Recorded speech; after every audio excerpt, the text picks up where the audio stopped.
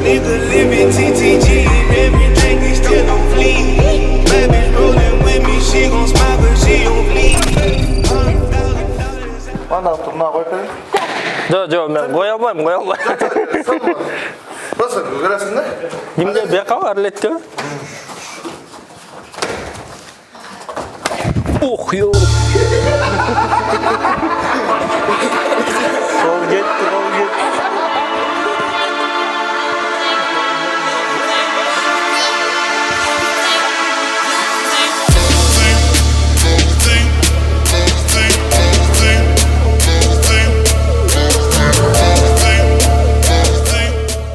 Саламатсыңар, урматтуу спорт KG долбоорунун көрүүчүлөрү. Биз бүгүн убагында интернеттин жылдызына айланган Бакытбек Атакановдун балдары тууралуу баяндамакчыбыз. Ал жаш балдар Бишкекке келип машыгып жаткан учуру биз алардын тарыхын, антип Бишкекке келип антип спортко келгени тууралуу баяндамакчыбыз. Андан тышкары конокто Бахадыр Кочкаров болот. Бул белгилүү футбол калысы. Ал адам менен да биз маяк куруп, кыргыз футболунда болуп жаткан окуялар тууралуу сиздерге баяндап бермекчибиз. Бизден алыстабаңыздар.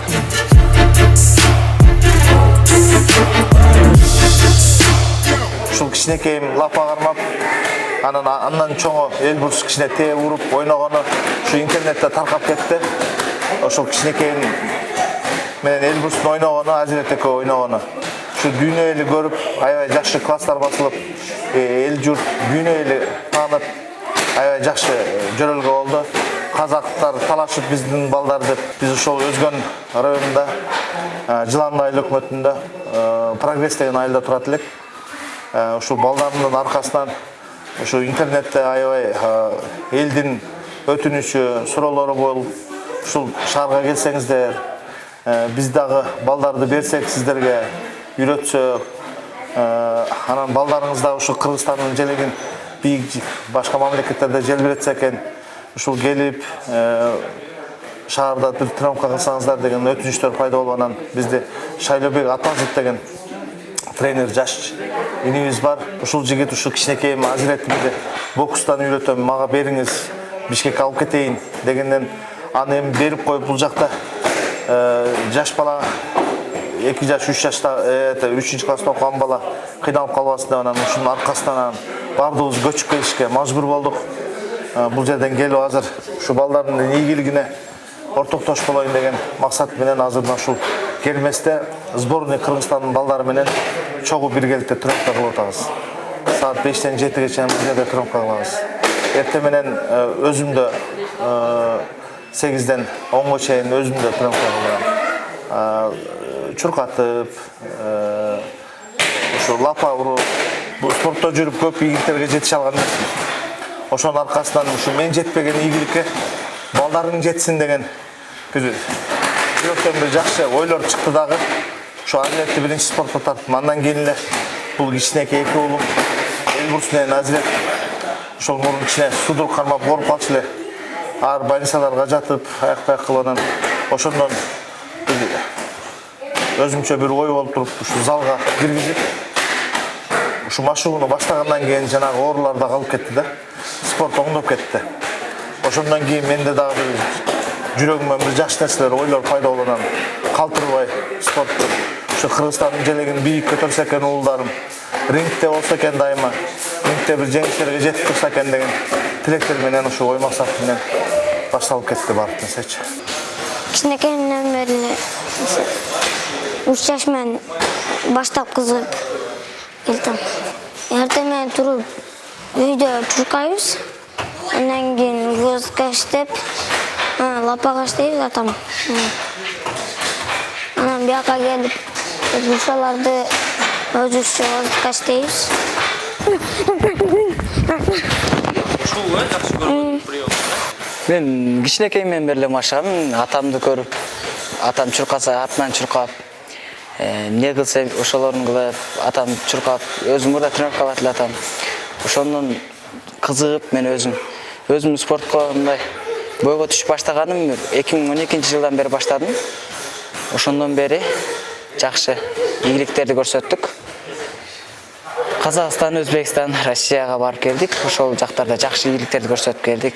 Биздин максат ушул Кыргызстандын желегин дүйнө элине тааныткыбыз келет. Биз ошол Кыргызстандын желегин бөлөк мамлекеттерде желбиретебиз. Ошол ниетте.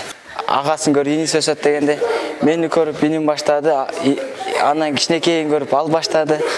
Ошентип үчөөбүз тең калтырбай чыктык.